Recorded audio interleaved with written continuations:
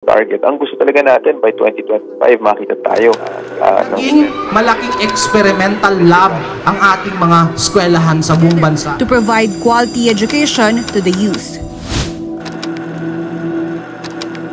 Hanggat kaya ko magtrabaho, hanggat kaya namin ng daddy niya, sisikapin namin makatapos sila.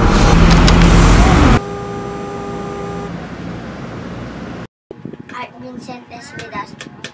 Ilang taon ka na? 9. Hi, ako po si Victoria Santos, ang mother ni Art Vincent. Isa pong dishwasher ng mamihan sa Tansa. Ilang taon na po kayo?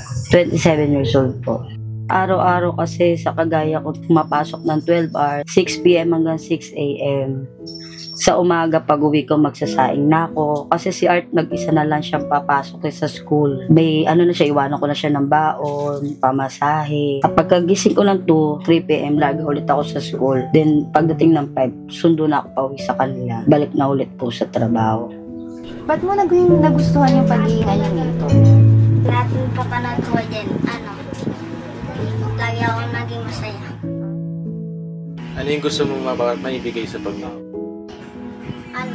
Bahay, kotse. Marami ang pangarap, babies. Pero isa lang pangako ko. Hanggat kaya ko magtrabaho, hanggat kaya namin ng daddy niya, sisikapin namin makatapos sila. Kaklase talagang nahihirapan, napapansin niyang hindi kaya. Nagugulat na lang ako, nilalapitan niya yun. Tapos tinuturuan niya. Biruin mo yung nanay niya nagtatrabaho mula alas 6 ng gabi hanggang alas 6 ng umaga. Tapos yung kanyang papa naman, nagtatrabaho ng buong araw.